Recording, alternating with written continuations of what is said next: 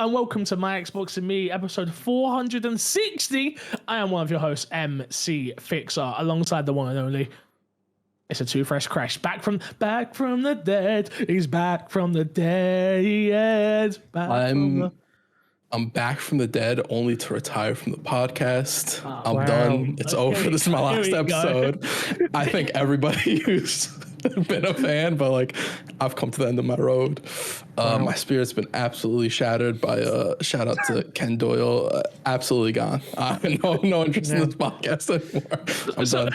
I clearly ruined the flow of the podcast with the three of you guys. I'm like, you know, we need you when Matt's not here. Yeah, that's tough. Tough, bro. That's tough. Get Doyle to fill you in. So, for context, for people who don't know, there was a great discussion happening in the My Xbox and Me Discord. If you haven't joined it, you should, because you'll be getting insight onto all this dumb shit that goes on. Ken Doyle was complimenting the My Xbox and Me last two episodes, and Crash took that as last week. Let me clarify. I knew what he meant. But my ego, my pride, you know, I just gotta defend it. Like, that's not what he meant. No, yeah, of course. But yeah, so he said the last two episodes, meaning the main episode and MXM Extra, which was me, Matt, and Despawn having some fantastic talks. Could be possibly top 5 episodes of all time. I just want to point out, I'd say so, yeah. Ken Doyle had the opportunity to save my pride, even if he didn't mean it. He lied. He did it. Because so Fix asked in the Discord, and Fix prefaced it with, Crash wants to know.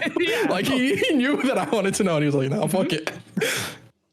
Respect to Ken Doyle for not lying, but this is my last episode of the podcast. Thank you guys so much. You know, it's been a pleasure. You're still turning up on Saturday, though, right? No. No? Okay. Tapped out. Done. Okay. Finished. And of course, the one Mr. Paul Despawn. Hello. Hi there. I have my egos totally in check and intact. I didn't get destroyed by a discussion in Discord yet. Did I see the Halo cup in your hand there with coffee in? Yeah. Well, hot chocolate. Okay. It did look like hot chocolate, but I thought I'd go with coffee. But yeah, I know. It's for those who are not in the know. It is currently 7 p.m. on a Tuesday afternoon. I don't think I'll be drinking coffee just at this point. And also, that's a weird looking coffee around the rim there. I don't drink coffee. I didn't see it at a pool, you know. I didn't see I didn't get to examine this. I didn't CSI Despawn. CSI MXM. But yeah, no, it is the 20th anniversary Halo Cup to go along with the Halo 20th anniversary shirt I got as well. I almost bought like about 4 other things for it, which I don't know why, because I haven't played Halo in about 2 years. But hey, you're just a fan. Because you're a mark. That's it. Yeah, I'm a mark. Yeah. Because you're a mark. Simple as that. If you didn't know, this is My Xbox and Me, our weekly Xbox podcast, right here on youtube.com/myxboxandme and all podcast services. You can support us over on patreon.com/mcfixer. I'm still trying to work on the URL to have something that says My Xbox and Me. Now, let me make this perfectly clear. There's My Xbox and Me things on there. If you're not supporting, we'll explain it all again on the 12-hour stream, which is happening this Saturday. 12-hour stream over on twitch.tv/myxboxandme and youtube.com/myxboxandme. You can watch it where you like and whenever you want. We've got 12 hours of shenanigans planned, games, forfeits. We're trying to raise money, obviously, for the channel so we can do some of the goals that we have set out. We've got some really good goals, which I hope we hit. One of them might be Halo with the boys. It could be. So put your goddamn money where your mouth is, people. I ain't trying to hear this noise. So we'll see if that happens. And a bunch of other good stuff as well, to be honest with you. Anything you want to add on to that before I go off of that straight away? You guys looking forward to it? I am very much looking forward to it. I like you said, though, like at the beginning, like I'm very excited to just sit down for 12 hours and play some games, because it feels like it's been pretty nonstop for a while now. It's just like, well, we need to cover this game, we need to do that, we need to do this. Just being able to sit down and just chill and hang out with the community is always cool in general. But being able to just do that for 12 hours and just play a bunch of cool games. There's a couple of games on this list that I am very excited for as well. Lethal Company, finally. Content warning. You both have not played it, right? Nope. I've been avoiding it because I don't have a squad to play it with. So yeah, this is it. This is our time. Okay. I'm looking You forward to it. Yeah, Looking honestly, forward to sleep. it's giving me a little bit. When we used to do not Evo, E3. Mm-hmm. You know, because there was a little bit of planning before E3, and then it was like a big I don't think it was 12-hour stretches. Was it a 12-hour stretch? Sometimes Might have been. longer, However right? long it was. Sometimes it's Depends on pretty the longer day, because you go through when we used to go through to the Bethesda and Sony ones. Yeah, Where you we had wouldn't. I don't Xbox, think we'd Bethesda, really and cut it Sony. off. Yeah. Yeah, we did all of it. So, a little bit of those. Not obviously not the same sort of thing, but just similar vibes. I'm looking forward to it. I get. Matt's dead, by the way, for those wondering. Died. Crazy what happened to him. Rest in peace. Hopefully he respawns by Saturday. We'll see. We'll see. All right, he's just got to find his arm first. Like, what happened to his arm is wild. Wild, crazy. I can't believe it. Shout out to our Patreon producer this week, Aaron Guard, as always. Topic of the show this week. We have got Watch Dogs. You know, that series that a hard group of people really enjoy. You Despawn? You like it? I love it. I love that series. You know, you loved Watch Dogs. Mm-hmm. Yeah, complete them all. Loved them all. The only thing I didn't do is I didn't like 100% them, but yeah, I loved that series. Which one's your favorite? I'm probably going to say 2. Okay, thank God. If he said 1, I would have kicked him off the podcast. That game sucks. How many Watch Dogs have there been? 3. 3, right? Mm-hmm. Yeah. There was 1, 2, the latest one is the London. one where you can create you get a bunch of different characters, right? Yeah, 1, 2, and the second Legion, one's okay. Chris is letting that happen. He's like, okay. We've never heard you talk about Watch Dogs ever. I didn't know. There's never been a reason to talk about it, like, until now. Well, unfortunately for you, Despawn, it looks like Watch Dogs could be dead. Ubisoft taking Watch Dogs out the back and... No. Apparently, anyway, it's a rumor. This was reported on by WCCF Tech, and their headline says Watch Dogs series is dead and buried.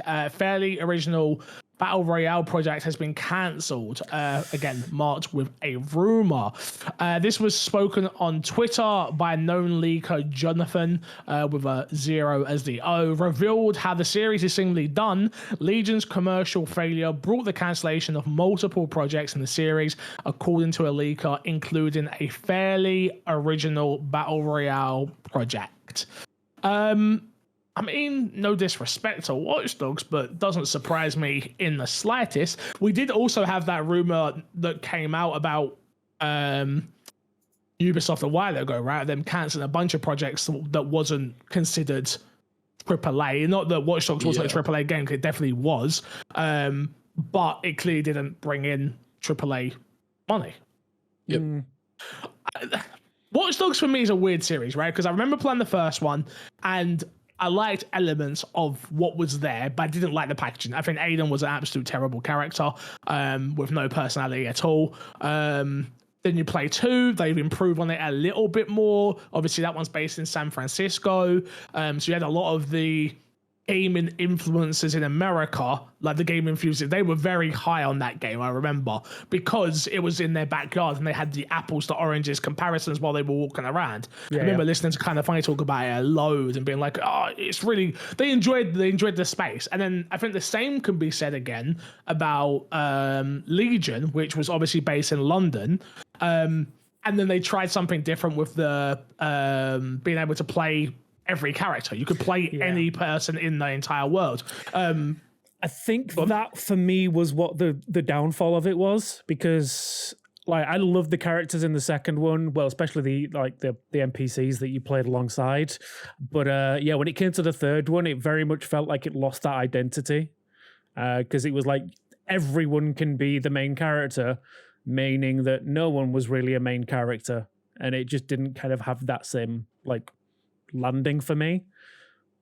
I think it definitely, I enjoyed the concept of what was there. If I'm honest, I didn't enjoy the execution.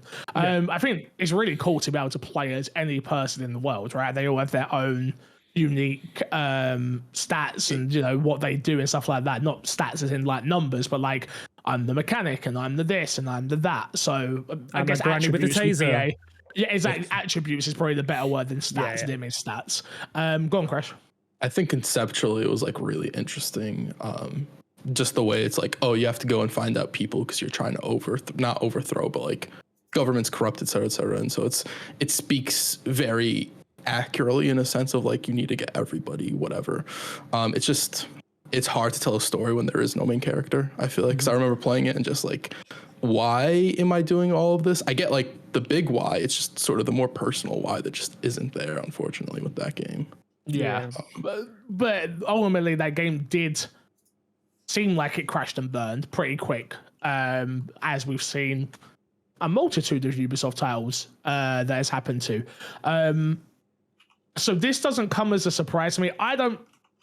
My opinion here, I don't think that they've killed off Watch Dogs as a whole. I think a bunch of projects were probably cancelled, and they're probably looking at how they can repackage it in a new way. I don't think it's dead forever, and I don't think it will be gone forever. I think it has enough of the concept there is enough to make a good game out of it. They just have to make the good game. I still think of the 3 games, 2's the best game, and even that was only good. And that's as far as, in my opinion, that's as far as they've gotten with Watch Dogs. They've never got great. They've never got excellent. You know, they've done a bunch of interesting things around the series, but you try and put all those things together, it doesn't come together as a great or fantastic game yet, ever. If they can figure that part out, I think there's a chance. Again, I do think Ubisoft are one of these companies that do go back to their IPs usually. Look at Prince of Persia, that went away for a really long time. Obviously, it's come back in a new way. I'm not saying we're going to see a big AAA Watch Dogs again. Yeah. I just don't know. But I think we will see Watch Dogs again at some point. It could be like 15 years before we see it again. It could be like very, very long time. Because we've taken a lot of time with Splinter Cell. We've taken a lot of time with other, like Prince of Persia is another one where it's like they will put their stuff away for a very long time, let it become more nostalgic, Beyond Good and Evil 2, and then bring it back and be like, hey, we're going to maybe reinvent it a little bit. We'll see. Because we haven't seen like Splinter Cell come to fruition or Beyond Good and Evil 2 and stuff like that. So we'll see where they go with it. But I do think it's a smart idea because I think even if they were to release a good Watch Dogs at this point, if the next game they release is Watch Dogs, it's 10 out of 10. I think there's enough. I've played Watch Dogs. I don't like Watch Dogs. I'm not going to buy it regardless of how good it is. But I do think the franchise needs to probably go away for a little bit. Yeah, you think, like you say, give it that kind of like get it out of people's mindset a little bit, just to give them like chance. So when it does come back around again, people are like, oh, I remember hearing about that game series. Let's check it out. And then maybe like you say, maybe when they do come back with it, it is a good concept and it does work and it hits all the buttons that they need to hit for a new AAA game, or even they just go for a whole a game with the Prince of Persia. They go for a different kind of vibe with it and try a different kind of like genre. A little bit. I'd be interested to see that. Yeah, not only that though, we're all in agreement, right? That Battle Royale would have been awful. Yeah, in Watch Dogs form. Yeah, they had a multiplayer in. I want to say they had multiplayer in 2. I think so. Which wasn't great. Where you hunt people. Yeah. Yeah, and it wasn't fantastic. Didn't they have it in 1? I think they did, but it wasn't great. I think it was basically people just kept invading your world. I turned that off. Yes, that's exactly what happened. Yeah, I just turned that off. I think Watch Dogs BR could be interesting. The problem is I don't think it would ever be successful because I don't think that genre, if you're not the most basic genre of like, I'm a shooter, you're not going to really be super successful in VR because we've had a lot of creative VR games. Like what's the one where you basically play Avatar in the VR game? I'm forgetting the name of it, where you like control elements and stuff like this. I forget what it's called. I don't know what you're talking about. I know what you mean. I can't remember it. What the name is. Basically, you control elemental magic in a BR. Yeah, which it was a great game. It didn't have the legs to go, and now people are like, oh, the Fortnite update where they do add the Avatar stuff. People are like, this is amazing. They should just make this the whole game. And people are like, that game existed a while ago, and you guys didn't like it. I can't remember the name of it, but yeah, I know what you meant. When you look at, out of interest, when you look at Ubisoft now, what is the thing you think of? Like, if we talk about their main IPs now, because I think that's what they're going to double down and focus on now. I don't think we're going to see some of the titles they have published lately that just haven't been hits. Like, if you had to pick a franchise what would be the one that comes to mind instantly when you think Ubi? I assume it's Assassin's Creed. Yeah. Okay, so we know that's going to keep coming. Yeah. Second, Tom Clancy games. Tom Clancy's too. That's too broad. Yeah. Yeah. But like Rainbow's Tom Clancy, Splinter Cell's Tom Clancy. What's it called? What's the game you made me buy? Fix. What? The game you made me buy. What's it called? Wildlands. Ghost Recon. But this is what I want to say. Like, I think that's what we're going to see them focus on: Assassin's Creed, Rainbow Six, Far Cry, The Division, Ghost Recon. I think they'll keep the crew in some way, shape, or form because they like having a racing game. I think those franchises. I think once Beyond Good and Evil 2 comes out and doesn't do well, you're never going to hear about that franchise again. I'm so interested to see. Like, you think about it, Skull and Bones, come and gone now. So Ubisoft has been building up their subscription service, right? Yes. Yeah. If their subscription service picks up enough, do you think there's a possibility that they go back to some of those franchises in like a lesser capacity, just to sort of have that where we talk about this is a good Game Pass game, it's a good game to keep people subscribed? Do you think there's a possibility they would do that? I don't think the subscription service is going to get there. That's fair. And the only reason why I say that is because I don't think they're able to put new games in there as every month is why Xbox is successful. Yeah. Because you have a month in your head that you go, whether you're on a month by month basis, like you have that month where you go, oh, but that got added this month. Let me try that out. And then the lapse goes. You're like, oh, well, it's done. Then the next month comes around. And it's like, oh, thank God I have this because I just got these games. Yeah. Like Ubisoft Plus doesn't have that because it doesn't have a month to month basis of things going in. I do think if you are someone like me, I'm a Ubisoft fan. I love Ubisoft games. Ubisoft Plus is for you. Like, that's what you want. It's a case of like, you get all the new DLCs, you get this, you get that, you get the emblems, you get the currencies, you get the, like, it's definitely worth having it. But I think for for it to get to what you're talking about, no, I just don't think it'll get there in that regard. It needs more content on a regular basis. Game content, by the way, is what I mean, on a regular basis. And yeah, I just think they're gonna shut the doors and shore up and be like, okay, what's working?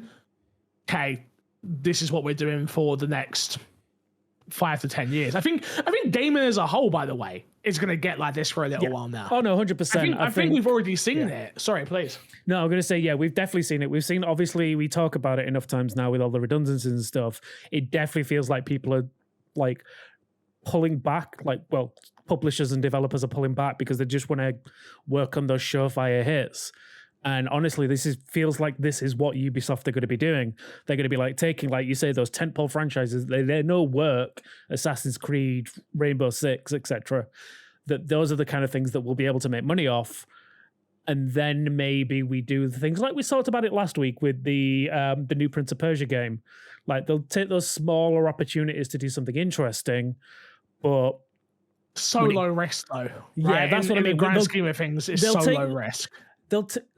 Low risk, great reward when it plays off, and if it doesn't pay off because it's such a, like you say, a low risk, it's not going to be too much of an issue for them. Because again, with the giving it to a third party developer who could be like, okay, this is our IP, look after it, but if you don't, again, it's going to come back and look bad on you a little bit rather than it us, because they're not the one putting all that time and effort into making it. But yeah, I'm sad to see Watch Dogs go. I think it had a really cool concept. I think it just never got never got running. Yeah, cool concepts don't get you anywhere in life, unfortunately. Concepts are great. You know what's better? Games that are great, not concepts that are great. I also like their reveal for Watch Dogs did the game such a disservice to the original, and the way they showed that game and here's how good it looks, here's all this stuff you could do when the game comes out, and it sort of just leaves a bad taste even when you do end up making a good game in people's mouths where they're like, I don't really know if I'm rocking with this, because they already have an image of what the game should be, and the sequel doesn't even live up to sort of the presentation of the reveal for that game. Kind of feels like that's been Ubi problem for a little while now, right? Like, I feel like that's again, doesn't help when quadruple A game and things like that is like it's one of those ones where you just the problem is I get it from like certain points from a business point of view. I do get it sometimes. Like you've got to stand firm behind your games, and if you believe that they're a good game and a lot of hard work's gone into it and stuff like that, you have to stand there and say that. But like I don't know, UB as of late have been, for me, by the way, UB of late has been great. Like not even just the work that I've done with them, just the games. Like I enjoyed 80% of the games they put out. Yeah. In some aspect, including Skull and Bones. Yeah. And that's not a game that I should have liked at all. Skull and Bones, Riders Republic, Crew Motorfest. Yep. All of them good games. I think the problem with Ubisoft is they're putting out good games, but Ubisoft at one point were trendsetters in gaming. That's true. They're no longer trendsetters. Yeah. And I think that they sort of need to refine that in some degree or somewhere. Because I think Ubisoft has the IPs to be they are one of the biggest companies in gaming. Absolutely. But like be regarded because in the way normal gamers talk about them, right? Because the casual gamers, they're huge with casuals in a lot of regards. Assassin's Creed, Riders Republic. I don't know how Riders Republic is with casual gamers, but a lot of those games. Riders, but you're probably looking at your Assassin's Creed, your Rainbow Six, because it catches that COD audience for people who want a more one bullet kill type game, which we don't really associate with that with casuals, but Rainbow definitely has a casual audience, 100%. So easy to pick up. Yeah. I think the Crew picks a Crew for people who want like that. Just go on the shelf and pick up an arcadey racing game. The Crew is a perfect game for that. I get what you're saying, Crash. I do really get what you're saying. But yeah, I think the Watchdog thing is just when you're not successful and when you're not really successful in 3 games, I think it's time to put you on the shelf and relax a little. Agreed. Yeah. All right, moving on, boys. Let's get into this week's dashboard. Embracer Group, you know, that company we all love. They're about, and Embracer Group announces its intent to transform into 3 standalone publicly listed entities, the NASDAQ Stockholm. I don't know what that is, but the board of directors of Embracer Group announced a transformation step for value creation through a separation of the groups into 3 market and leading games and example companies. So Despawn, you're gonna have to take over with the names for these, because I butchered them trying to think about it. So it's Asmodee. So Asmodee Group, Coffee Stain and Friends, and Middle Earth Enterprise and Friends. Which are the 3 titles which will be separated. We spoke about this a little bit in my stream when you told me about the news. So let's dive in deeper in that. What do you think's the number one reason why Embracer Group, that are hated by amongst devs of the industry, commentators of the industry, and the industry as a whole, has decided to change the name of their company? So what do you think? It's branding and shareholder market share, right? That's 100% what it is. If anyone sees the name Embracer, like, oh crap, not these guys again. But now they're trying to get away from that massively. Go on, Crash. Are they still technically one big company? Yeah, but so nothing's. Yes and no.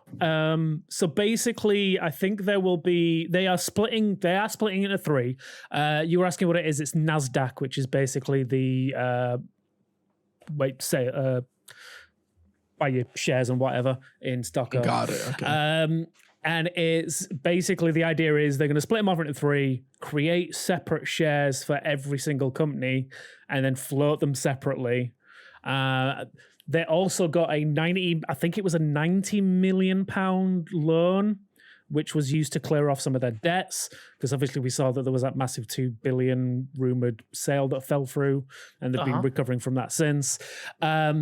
I read through their entire thing that they posted. Not one mention of it was about the studios themselves. It was all about shareholders this, shareholders that. This is very much a money-making scheme to get value for the shareholders, which is a business. I get that.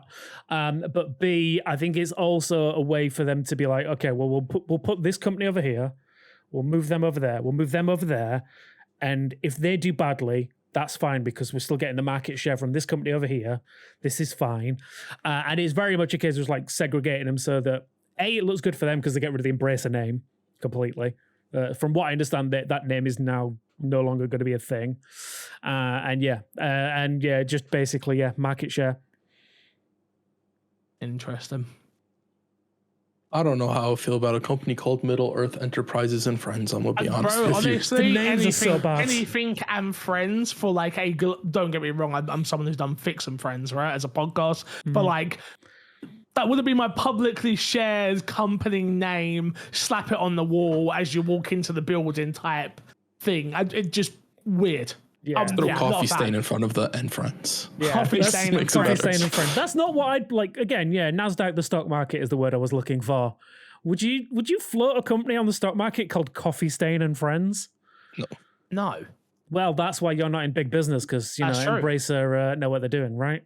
So each of these different groups are handling different portions of the game. So you've got Asmode, who are doing a global leading tabletop game publisher and distribution with an external studio network and IP catalog. Net sales of about 14.8 billion adjusted EBIT of one. I don't know what any of that means. So I'm not even going to try and read it. Coffee Stain and Friends is a diverse gaming entity with a dual focus on indie and A to AA premium and free-to-play games for PC/console and mobile with a higher degree of recurring revenues.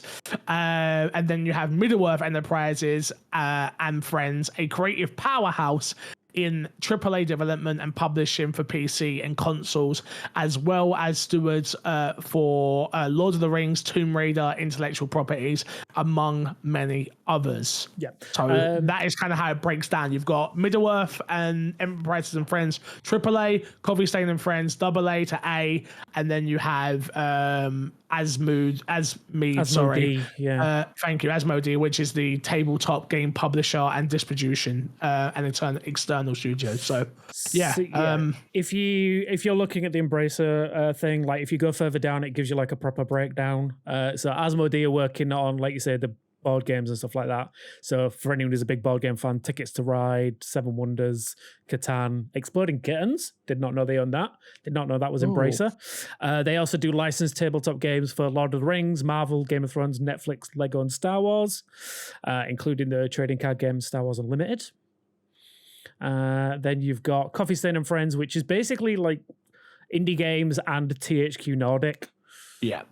Deep Rock Galactic, Goat Simulator, Satisfactory, Wreckfest, that kind of stuff. Valheim as well. Again, did not know Valheim was an Embracer game. But at this point, I'm surprised we're not an Embracer game.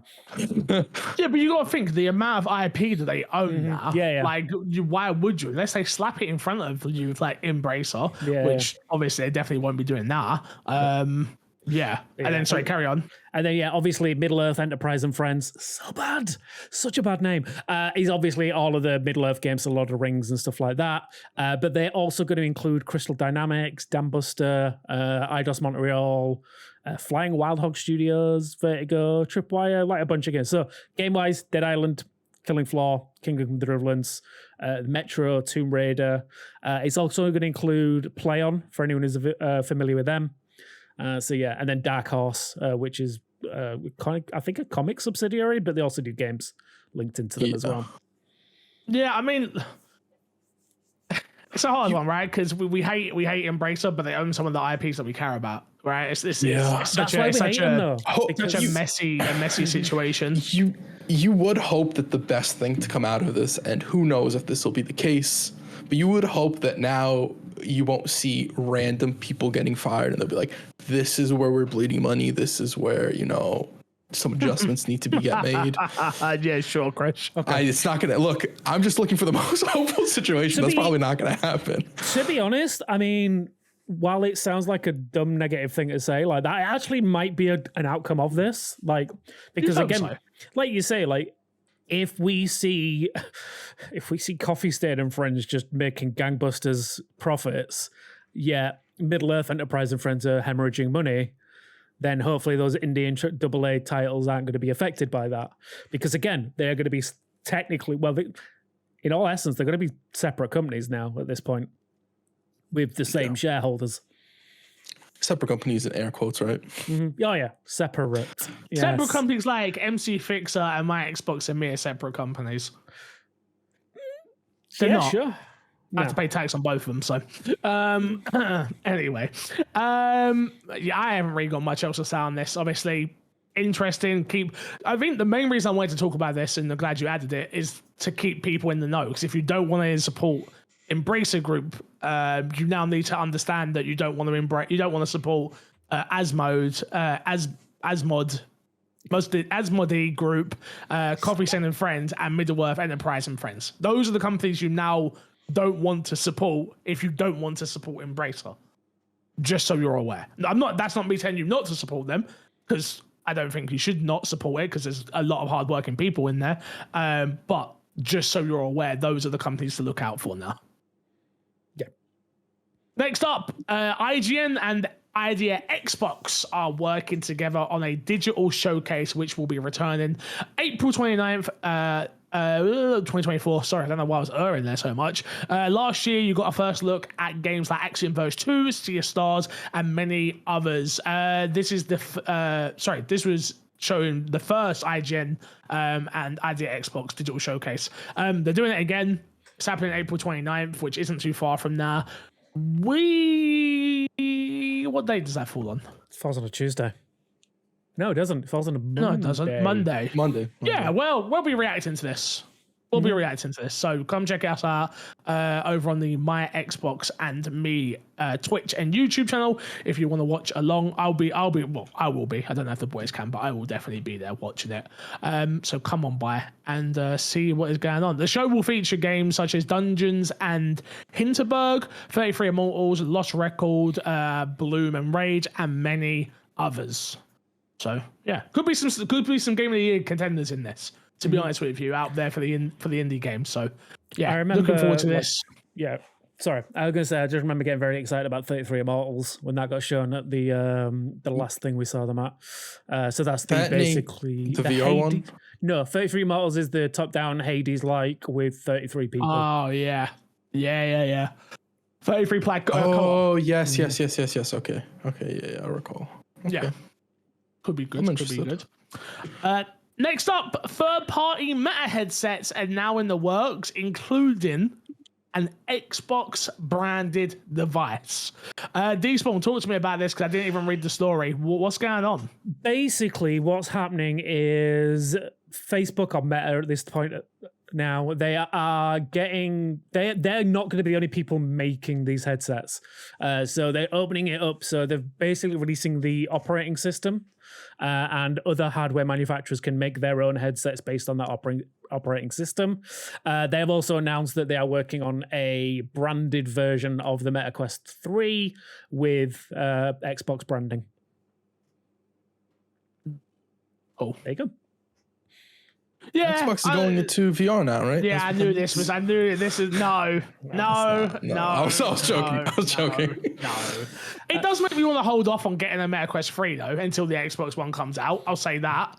Fair. But no, this is the only reason I'm talking about this is I'm waiting for a question to come up on it. Otherwise, not interested. This isn't that crazy, if we're being honest. No, I think this is Xbox's way of just kind of brand awareness. Like, you can play Game Pass on the Meta Quest kind of thing. Absolutely. Game Pass is everywhere. That's the messaging there. That's the messaging. I think I did see there was a talk about it on a post from the lizard himself, Mark Zuckerberg, that he was talking. Wait, why is he a lizard? Oh, he's totally not human, right? Have you seen him?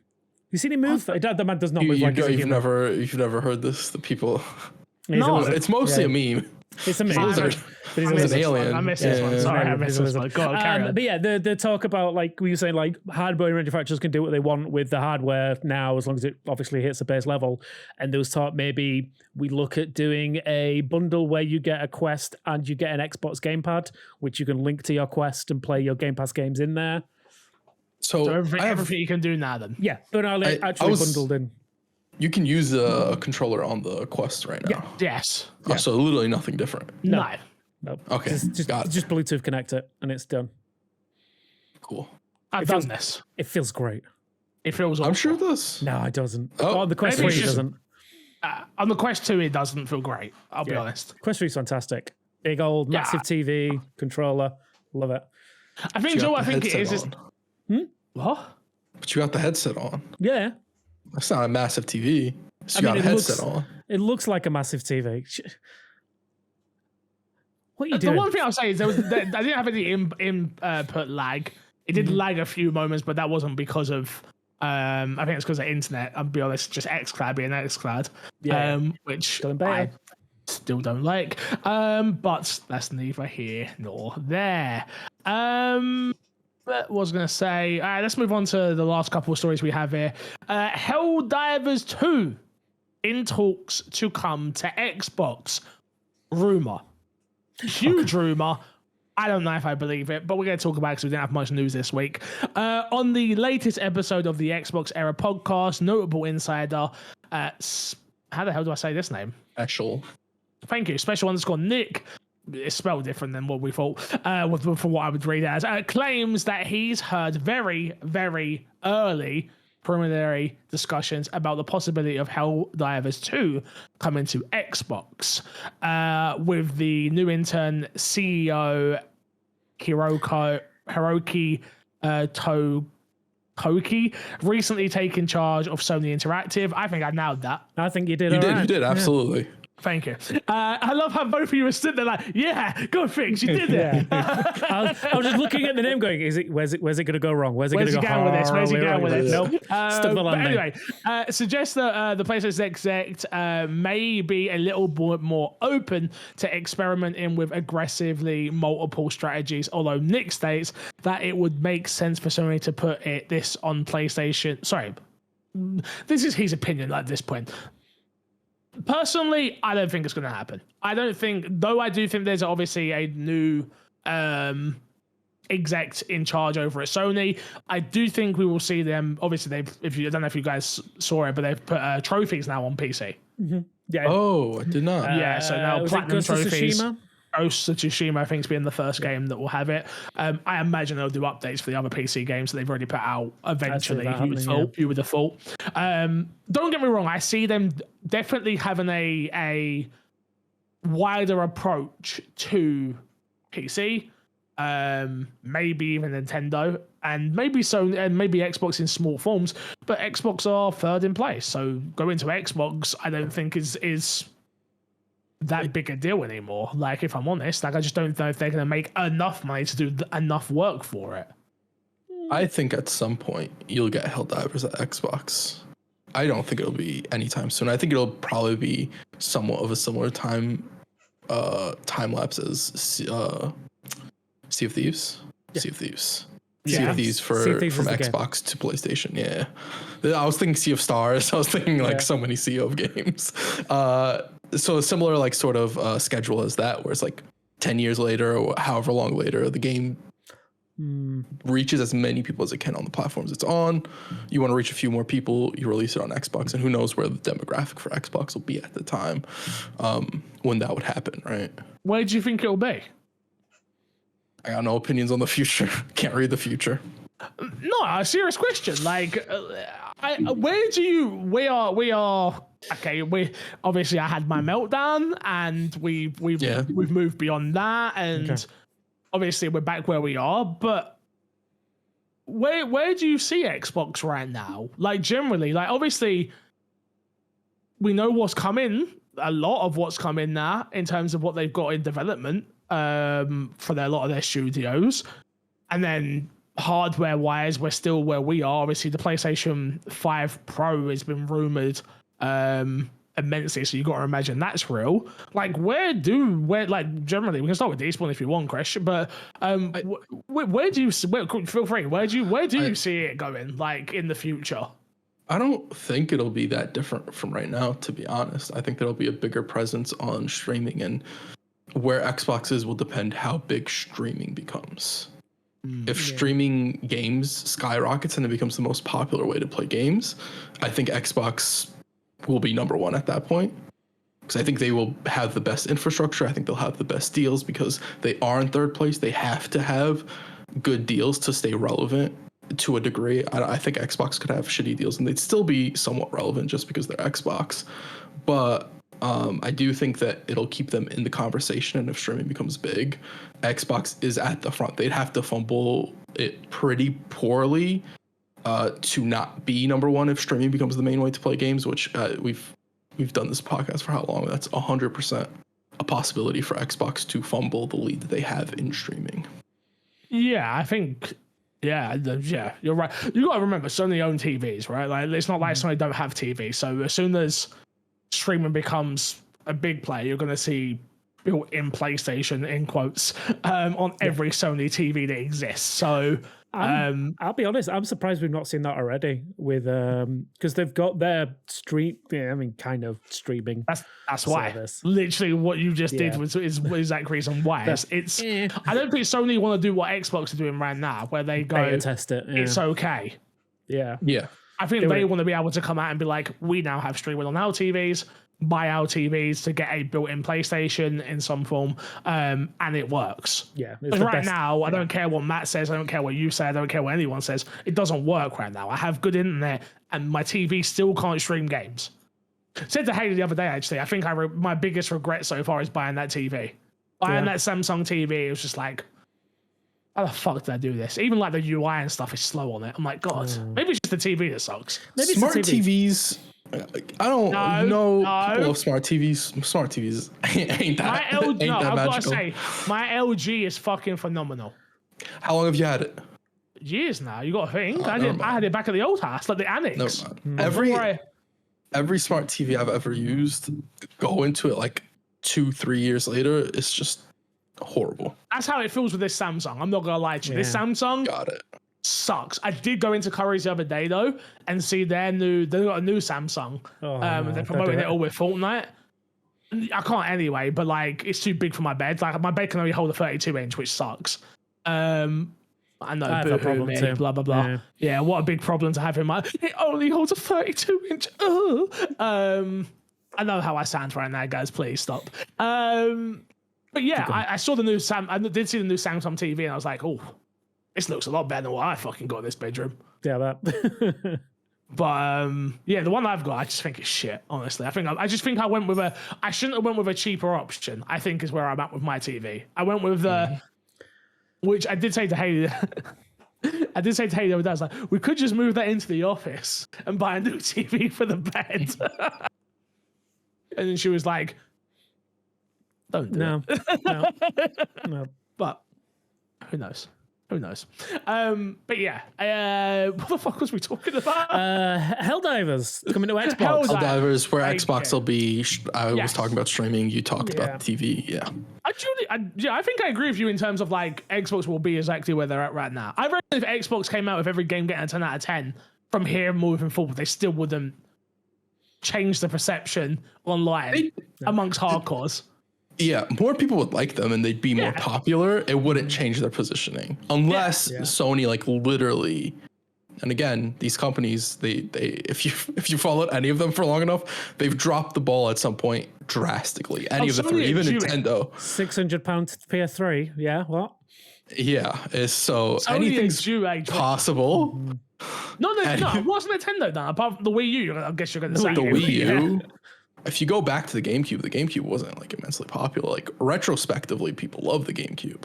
I agree. At the time, I agree. You know, why's my console got a handle? What's going on? I loved it. It was so unique. It was like if you look at it and compare it to like console designs, like it was weird, but it worked. Where you look at like it was that. It was the shape of the disc as well. Yeah. You're just like, yo, Tiny this little is tiny so discs. different. That's why I want this. Yeah, It felt like the future, you know. yeah, my favorite part was the you could change the thing on the lid. Oh, the circle on top. Yeah, Did you have the Resident Evil one? No, I had the Metroid Prime one. I had the Resident Evil 4 one. Nice. Which is now worth money, which really pisses me off because I ain't got it no more. But yeah, let's move on. Helldivers, not. I don't think so. No, sorry. I'd like to see it. But, Oh, yeah. absolutely, but no. Last but not least, EGX dates have been announced. If you don't know what EGX is, it's kind of like our version of like PAX if you're over in the US. EGX has been announced. It is coming to London for 3 days, 25th till the 27th of October. I think if I'm in the country, which the plan is to be, so, you know, come to EGX. I'd love to do a meetup and just walk the show floor and stuff like that. Chris, you fancy a trip to London? Yeah, I'll be there. Next bus, bus over the 25th to the 27th. Yeah, I'll find a bus. You just all I'll find need a to nice fly. bus. You can come stand by him. I'll find a bus. I'll get there. I'll see. Find I'll a see. bus. Yeah, I'll find a bus to London. Okay. There's any buses that come to London. I'll see. I'm not making no promises. Obviously. Trips cost money. I'm just saying. I'll see. You are 100% coming, yeah? I'm 100% coming. The first bus out there. The first bus out there. The first bus that goes to London, yeah. I'm on. The first flying car that exists, I'm on it to London. And next week, what's his name? Owns Tesla. What's his name? He's gonna announce flying cars. Elon Musk is gonna announce flying cars. Yeah. My face is just gonna drop dead like, oh shit. The Cybertruck now with wings. Yeah. But yeah, I'm gonna be at EGX hopefully. As long as Jojo don't beat me up from the community because she wants to go to Japan in October. Price difference a little bit different between either going to Japan or going to EGX.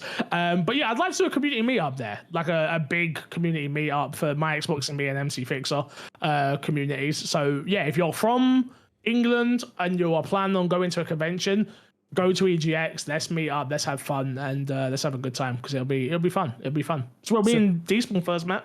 Yeah, it's fantastic as well. I love it. EGX is amazing. It can be. It can also be pretty shit. Well, it depends on what you make of it. Where'd you first meet Matt? Would that have been a funny kind of meetup? Got it. Yep. Okay. EGX. Yeah, EGX would have been where you met him. Mm-hmm. Yeah. Yeah, kind of funny meetups where I met Matt. Yeah, not for pizza in New York. No, not jealous. No. Yeah, no. All right, moving on. Let's get into Guess That Game Crash. Okay, so Guess That Game, for people who don't know, is the game show where I, who is the host this week, am going to pick a game. The boys will take turns asking questions, yes or no questions. I will answer to what I believe the answer is right. I have a Wikipedia in front of me. That'll be where I'll get most of the answers. Sometimes the boys like to ask off-kilter questions, and I will do my best to answer as accurately as I can. That's fair. Fix, what are the scores? Do we have to talk about them?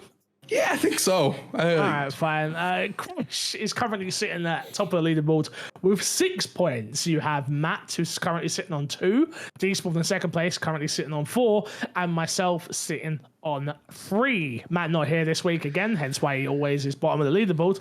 But it's not like there's that much in it. Let's be totally honest. Crash, I'm ready to go when you are. Let me just do this. I'm thinking. Don't forget that. Despawn. Hi. What? Don't be stupid. Okay. That's why. Come Do you on, remember man. last week? Oh, how long do you guys have to ask questions again? A minute 30? 90 seconds, 1 minute 30, yeah. Okay. I got a good one this week, so you guys. God. You guys, we're gonna go fix despawn. Okay. 3, 2. Is it Xbox 360? Yes. Is it exclusive? No. Is it a fighting game? Nope. Is it an RPG? Nope. Is it one of the big 5 publishers? Yes. Now to narrow it down. Is it Ubisoft? Nope. Is it EA? Yes. Is it a licensed IP? No. Is it a sports title? Nope. Is it a first-person shooter? Nope. Is it a god game? A god game?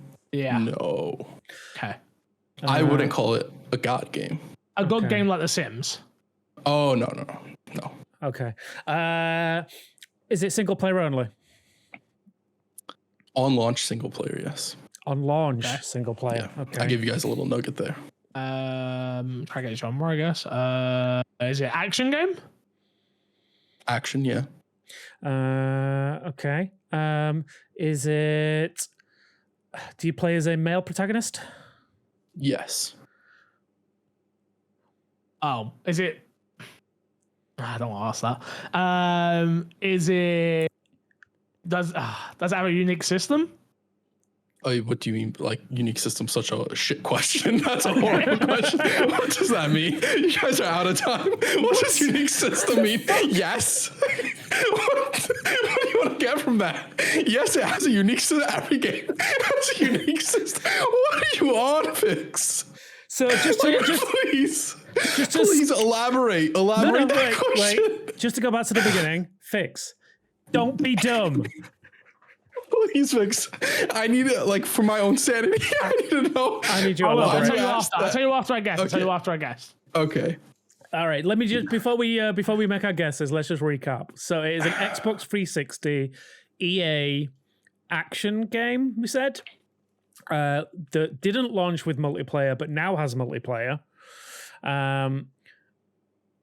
Male protagonist, but I'm going to say that you weren't too sure about that. But were you 100% sure about that? Cool. I don't owe you any more answers. Okay. What else did we have on there as well? I'm ready to go. Was it? And it had a unique system. Okay. Unique system is wild. It has a unique system, and it's not a licensed IP. I hope you get it, Fix. I really hope you get it. I hope it does. I hope the unique system question got you it. Come on, I think I've got the wrong publisher. That's what I was tough. thinking. All right, boys. Go on, this one. You have to go first. That's going to be hard because my mind's gone blank. All I know is that Fix said that he has it. No, I don't know. I expect Fix to have an answer first. Wait, is Fix looking it up on his phone? What the hell? No, I brought up the title. I brought up a photo of the title that I was gonna show. Come on, Despawn. I've got nothing. I'm gonna give you both. Always go first. I know, but when I say I've got nothing, seconds I mean I've got nothing. My mind has gone completely blank. I can't think of a game that had single player and then went multiplayer after. You guys got 10 seconds left. Nor can I. Yeah. All right, I guess I'll go with this. I've just, you know Wait, what? we said not RPG, right? You said no to RPG. It's over. Answers. Both of you. Fix. You had something. You had like 3 answers and you've thrown them away. None of them are you have to give whatever your last one was. I was thinking Shadow of Mordor. Okay. But that's not EA. UB, it's isn't Warner. Oh, is it Warner? It's Yeah, Warner. sorry. I'm gonna just chuck out anything. I don't think you're gonna get it. Anything. No, my mind's gone. Pass. Minecraft. So what was the second one you were thinking, Fix? That wasn't an RPG. Dragon Age is what I was going to go Oh, with. no.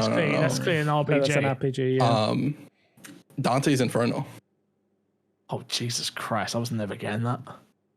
Fucking, is it a god game? I see why you were like, wait. Yeah, once I said that, you're like, that's not what I meant. I was like, oh shit, I gave it away. Yeah. No. Oh, jeez. Dante's Inferno. God damn. Yeah. Okay. All right. I respect it. Once you said, is it the big 3? I was like, maybe big 5 or whatever. I was like, maybe he gets it off of this. No, yeah, definitely. You guys got EA really early. You guys got genre, but then you guys didn't really.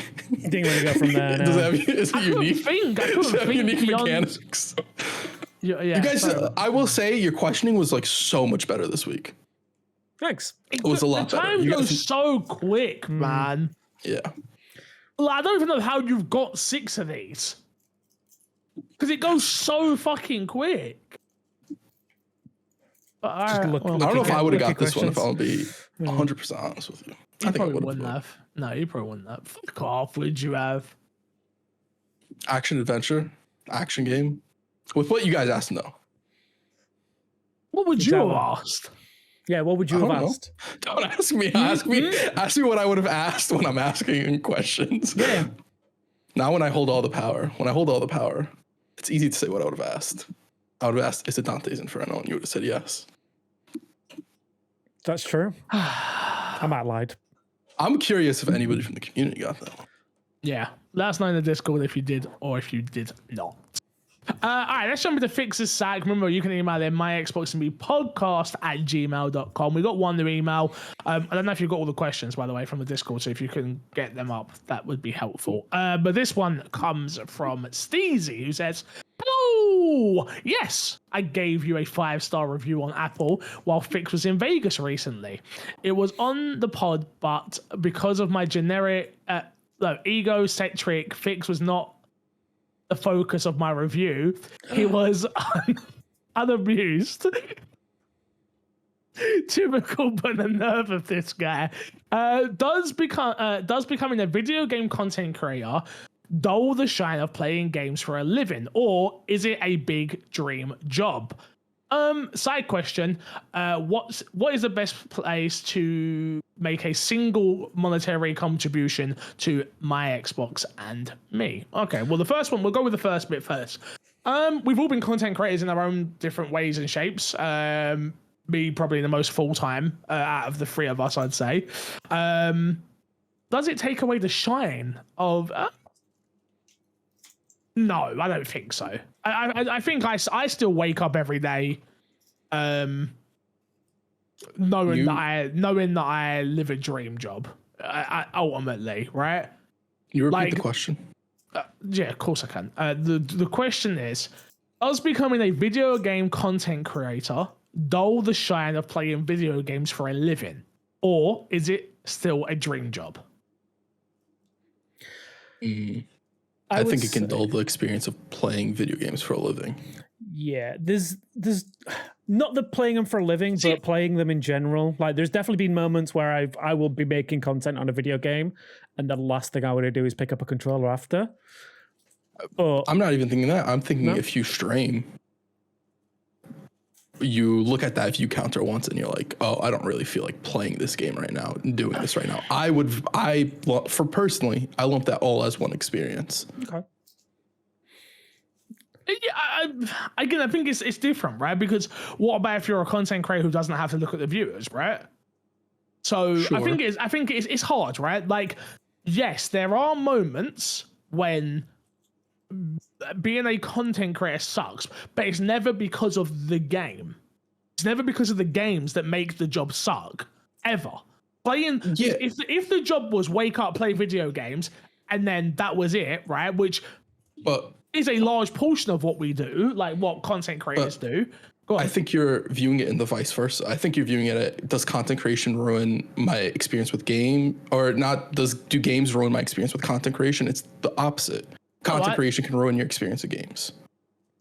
Yes, it can. It can, I guess, is the answer. Yes, it can, but only because if when it comes down to just streaming, right? Like when I was at my peak of COVID, when I was just waking up every day and fucking smashing out Call of Duty, and then we jump on whatever game we want, and we're at hundreds of subs for like a couple of months. You think you're on cloud nine, bro. You're waking up every day. You've got money in the bank, so you're not stressing about that part, which is obviously a large part of being a content creator. It's a struggle in that way. And then you also go and think about the other stuff. I get what you're saying. Yeah, I guess, yes, it does dull it down because you don't get to just experience games in the way that the listener who's listening to this. I say this all the time about like a Dragon right now, right? Some people probably listen to this podcast and go, how is this guy not beat Like a Dragon? He got the code early. He also got to he also gets to play games for a living. It's like, because I don't. I get to play Like a Dragon for maybe 3 hours on stream, and then that's it. And then, because I've got to play roleplay before that, and then I'm not in the mood at 6 o'clock at night after I finish podcasting. After I finish doing this, I don't think about video games after this. because I've just done 8 hours of streaming, then 2 hours of podcasting, then lucky enough Despawn might upload it, or I might upload it, or like whatever. We go from there. We're still doing other stuff. So yeah, it does dull it down. But I think I don't want it to sound like it's. I don't know. I don't know how to explain it without it like. It doesn't drain the love for it. No. That's what I think. Yeah, I think personally for me, it's not a case of it draining the love for it. I think it's a case of technically you do need the energy. It's hard not to disassociate playing video games with creating content sometimes. Agreed. For me, I think it's very hard to just like get a game. You're like, cool, I'm excited to play this game and I'm just going to play it. I'm not going to do a review. I'm not going to stream it. I'm not going to do this. I'm not going to do that. Like for me, Final Fantasy VII Rebirth was kind of like that. I know we were trying to rush to get to the end of it so we could talk about it, but I didn't stream more than a couple of hours of it. I only did the beginning and then I just played it on my own time. Whereas on the flip side of that, Infinite Wealth, I got it early and I put every single hour I could into playing that game so that I could get a review out in time. And while that didn't like sully my enjoyment of the game, because if you'd have seen the review, you'd have seen what score I gave it. Go check it out on the YouTube channel.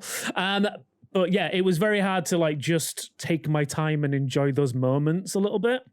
And it's like it's very rare that you get that as a content creator, to just be able to like take your time, because it is a very fast churning business. Like, it sucks. Yeah, you've got to be on the next big thing straight away, pretty much, unless you are doubling down on a niche in what you do. If you are like us, where we do a lot of variety stuff covering Xbox, in general, like we have to be covering the next big Xbox game or the next big thing in Game Pass or whatever it is. It makes it very hard to be like, all right, we're going to take our time on this. We can't spend like 6 months playing through a single player or a big open world action game because, we just don't have the time.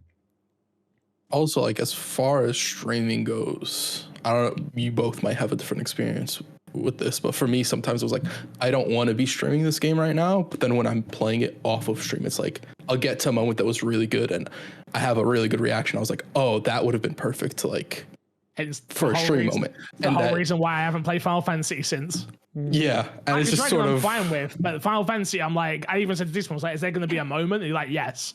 And I'm like, well, all right, well then I've got to wait. I've got to wait because I've done 30 hours of the game on stream. I can't then just do the last 10 hours off stream. I don't know. It's a hard question, man, because I think if ultimately, if I said to 99% of people, I think it's a hard question in general, because I think if you said to 99% of people, do you want to play games for a living, they would say yes, right? But then they don't see a lot of the other stuff that comes with it. Like the podcast is the most fun we have doing content around gaming.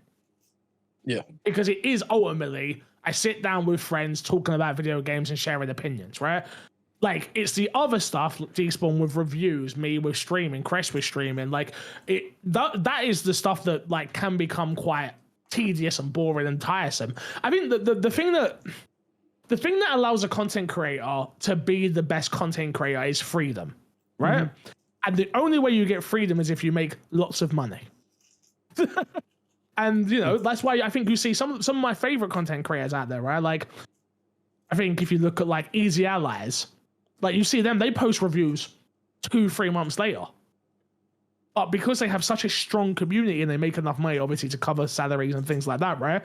They're like, we're going to do things at our pace, and you guys care about our opinions still, so we're still going to put out this content. And I really do look at them and go, yeah, man, I like the way you do this, because it doesn't feel like you're putting pressure on it. Don't get me wrong, they get through games at their own pace, but it doesn't feel rushed. Mm-hmm. They're not trying to hit the algorithm. They're doing it for the love of the games. Yeah. Which I think is ideally where my Xbox and me would be at some point, right? Yeah. That's what we would want. That's the dream, yeah. Yeah, that's 100%. I think it's it's hard because we all get pulled in different directions as well, and like I say, we're all at very different levels, right? You've got to look at Matt. Matt's at the most professional level of video game industry. Died, yeah. Well, yeah, obviously until he lost that arm was crazy. But like Matt's at the top of that, working for a big game company, and he's the boss, and and then it has the trickle down effect. Then I'm probably the next level with being a full-time independent content creator where I go through months of working for a Ubisoft or, you know, doing a sponsor stream for 2K or whatever, then it all dries up and you're like, okay, back to normal. And then you've got to ride that flow. And then obviously I'd say Despawn's underneath that, who's at the editing level, who wants to be a full-time editor. Then Kresh is obviously comes in waves of like how he wants to make content and where he wants to make content. So yeah, I don't know. I don't. Yeah, I guess you're right, Kresh. I think I'm looking at it from the opposite direction.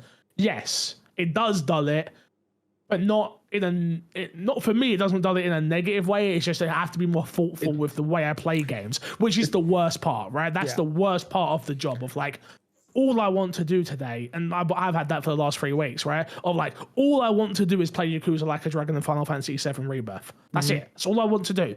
But I want to do it sat on a sofa, laid back, with snacks around me, playing it on my 55-inch TV. Yeah.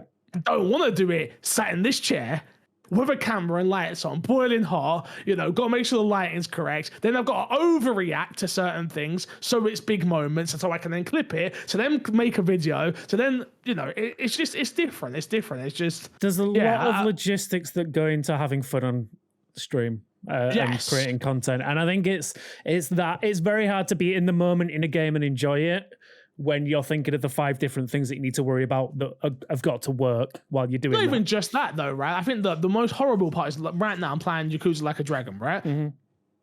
At its peak, it was averaging thousands upon thousands of viewers. Now, the top viewer streamer has about 50 viewers on Yakuza Like a Dragon, right? So realistically, the ceiling for that is so much more limiting. But I'm still loving the game. It's still probably my game of the year. But there's a business element of that of like, but I could be playing roleplay right now, which would get me exponentially and more numbers view-wise, which then could potentially end up in subs, which could potentially then mean more money. So it all becomes that. It is. It's a really highly nuanced question, which you probably didn't think it would be, but it really is. So yeah, it's one of those ones. And then to answer your second question on like where you could do a single donation, what I would say is come along to the 12-hour stream, sign up on Patreon for 1 month.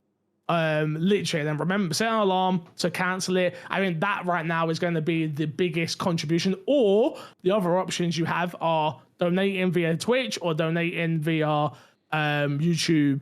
Have got their memberships as well, donations, super chats, yeah. So those are the places you can do it. There's links on our Discord, there's links on the Twitch channel, there's links on the YouTube channel of where you can donate if you want to. But yeah, never no pressure. Obviously, we just want to make good content, and we appreciate you appreciate it. I hope you know that half the time I'm joking around about my ego. I don't really have that big of an ego, right, Gresh? What was that? Moving on. Despawn, next question. What we got? From the man, the myth, the legend, Mr. Toplift 91. Sure.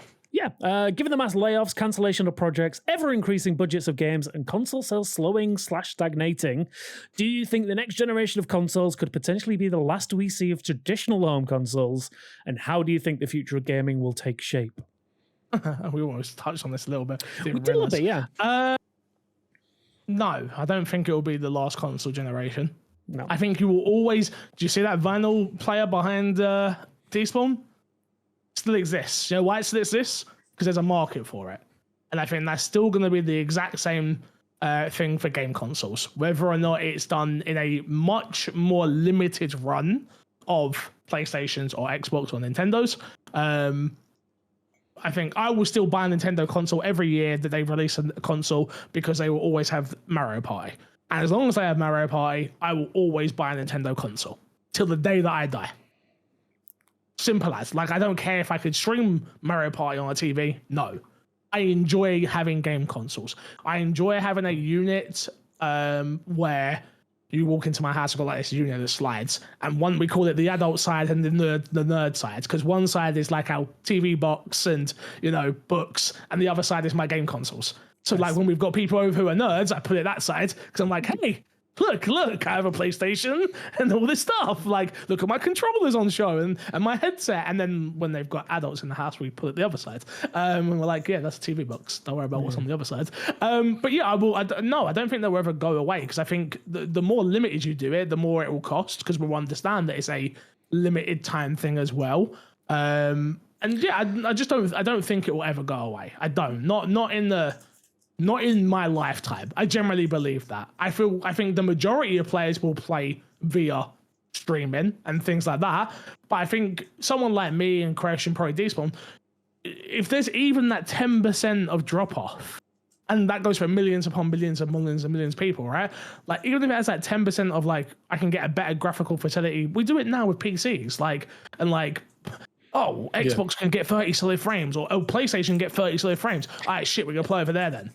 Like, games are so tech intensive that for the future of games to be streaming, and you have to understand like the progression of games and where games have gone. If you look at the PS3 generation to the current generation, it's night and day. And if you expect those continued progressions to change, at some point you need physical hardware to get that next kick. You need that next graphics card, and streaming always limits you to some regard because they have to bottleneck it so that they can stream it to you, right?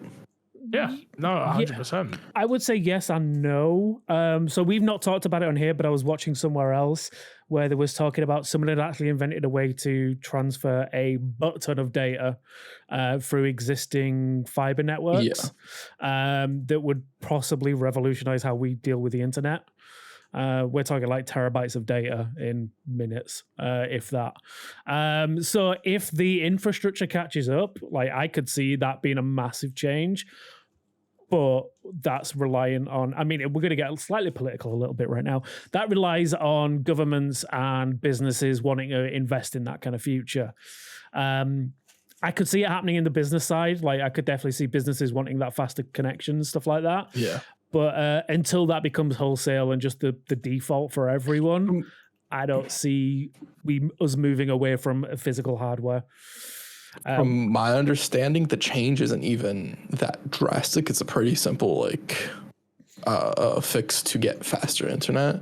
I just don't think any internet service providers are going to do that for free for people. It'll be like, here's this crazy premium now so you can get the 10 terabytes per second or whatever. Yeah, but it's going to cost you £200 a month. It's like, would that really change this landscape if they do that? Probably not.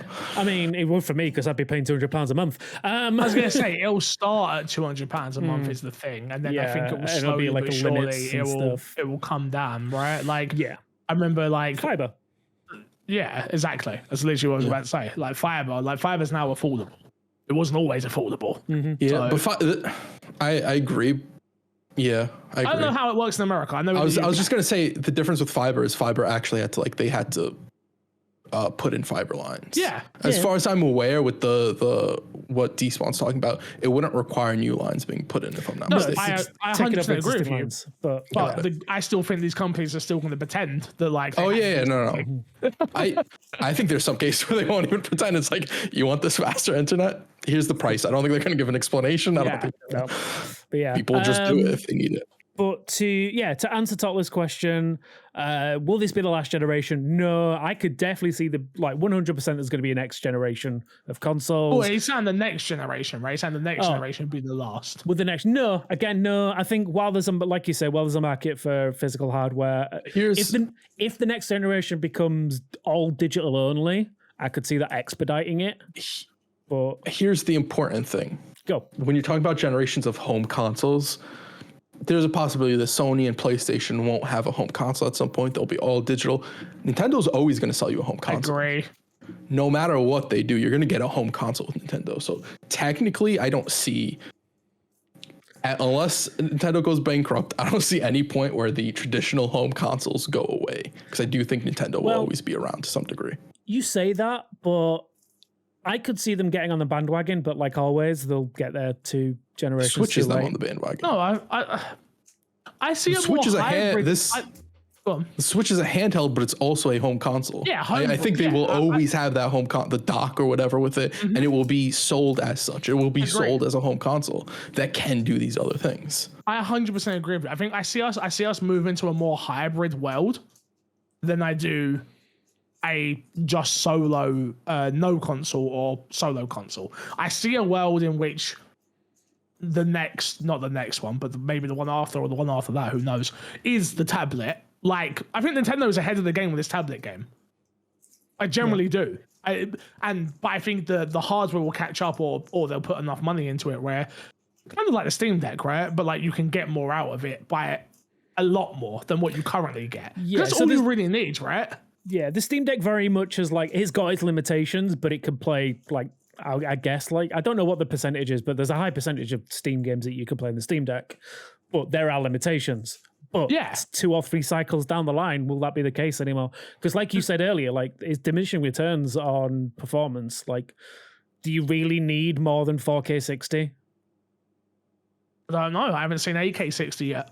Yeah, true. But like, that's what I'm saying. Like, I think when we get like I think we just need a solid 60 at this point. I have a better question. Do you need more than 1440p 60? The answer is no. realistically Yes, you no. do. Yes, you do. No, you don't. Yeah, but you do. 4K is. You don't. You want it. You don't need it. Okay, but my point is like, then technically I don't need more than 720p.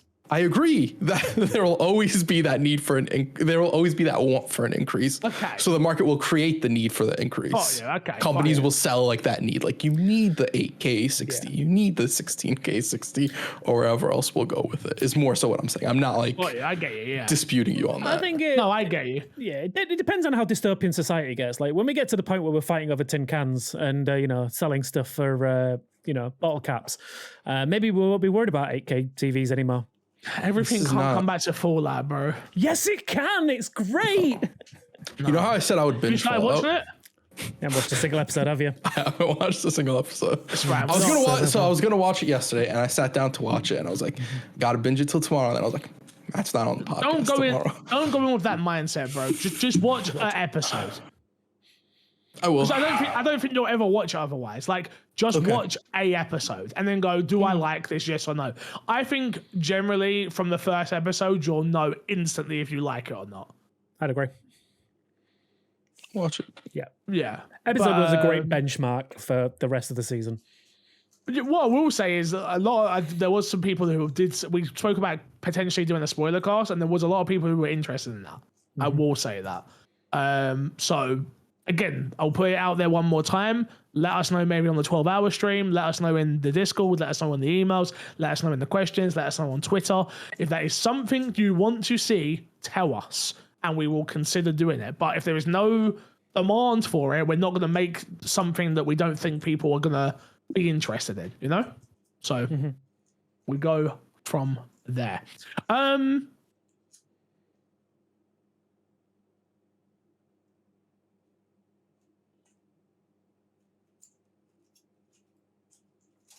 Bros. Hello. Hi. Oh, we had a gigantic freeze there. Discord. Yeah, I think it was threw a Discord. wobbler. It was Discord. It wasn't us. All right, go on, Chris. Do you want to take this last question? Sure. This is from Snidge 7122. He asked, what are your thoughts regarding people wanting innovation in games and complaining about things such as the Ubisoft open world?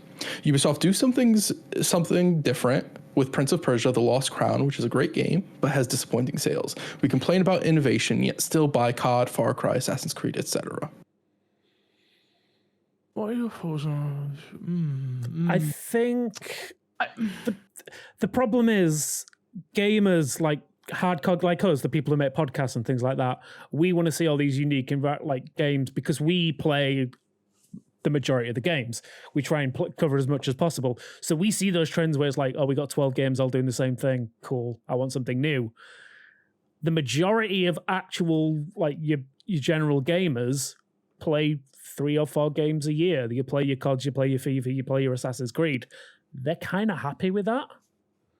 You could take the biggest game in any year, and there's probably some mobile game, be it Candy Crush or whatever's popping that year, and it's bigger than whatever your favorite game is that year. Oh, absolutely. Like if we're talking about sales. By a mile. So I think in that perspective, like maybe there's a little bit of dissonance there. Because in the way the question's asked, you're including the casual market, which does love its Call of Duties. It does love, but they're not playing any other games. There's a huge market for games that is outside of the casuals that the casuals won't necessarily like super be into. And I think that's where the innovation is wanted. So if you include all aspects of gaming, like the most popular gaming that you'll games that you'll see most podcasts and stuff like talking about usually aren't the most popular games. My opinion is I'm kind of in agreement with people though. I've said this for a while now, right? Other than Baldur's Gate, which I do truly believe was a step in next generation direction for me, again, because I'd never experienced a game like that. I do think I would like to see more happen in gaming, but I also think every time a game company tries to do something more, it doesn't get supported by the audience. A little bit like content creation, right? Like, yeah, you try and do something different, and 9 times out of 10, it gets 10 views because people want the Call of Duty. People want the My Xbox and Me podcast. They don't want the MXAM Extra. What? Because that's not the same. It is. It's exactly the same, but it's not the same, right? So people go, well, I don't care about that. I don't need that. I don't need that. I want the thing that I know. Same with content creators. Why is it that content creators who play the exact same game over and over and over and over and over again get a big audience, but people, variety streamers, struggle to find an audience, even on the top levels, right? Because ultimately, people want consistency, and that's the same thing with gaming right now. I just don't think. I think you have to make those little increment changes, which I think Ubisoft does. Like, I know I'm like, people are gonna be like, you're a Ubisoft fanboy, and I am a little bit, but like I do think like the Assassin's Creed does change every year. It has its staples of climb this and look at this and blah blah blah blah, but it has other mechanics that do change, but we just don't notice them to the same degree. You know, but like people like us, we do, because we go, oh, that's different this year. Oh, that's different this year. But those little things are not enough for some people, because they're like, well, this game's been in development for 5 years, and this is what you come up with. It's like, well, no, we know what works. We know what people want. We know what people have been buying for the last 15 to 20 years. Why on earth are we then going to go, and I guess we'll see with these new Assassin's Creed titles, right? Because there's so many of them which we got announced. We'll really see them change, hopefully, and I hope they do really well. I really hope every single game that comes out does well, but there's a reason why game companies don't change. The reason why GTA is still going to be GTA. And the reason why we even talk about like GTA 6, everyone's like, oh, it's not going to be as good as like what people are expecting. It's like, no, of course it fucking isn't. Because ultimately, your expectations are going to be so fucking high for this game that they're never going to be able to live up for it. Same me mainly. Like I'm there with it, right? Like GTA 5 is one of my favorite games of all time. So all they need to do really, improve on the shooting, improve on the driving, and give me the sandboxy like role play that I play currently, and I'm going to be like, oh, this game could be on even Earth. Like, it's not going to take a lot for me, but there's going to be so many casuals and other people like, ooh, same as GTA 5. Like, they're going to like, so, and you're still gonna buy it. It's still gonna be sell $1 billion in one day, and it's still like, we want the same, but we want different. Yeah, I think. Go, Crush. I don't think, like, as much as people say they want innovation, I don't think people want innovation. I think they want improvements, and I don't think those are one in one. I think you can look at there are games that are very innovative that aren't super fun to play, or are fun to play for like 2 hours, and then you're done with the innovation. And it's like, that's all there was. There wasn't. Watch Dogs.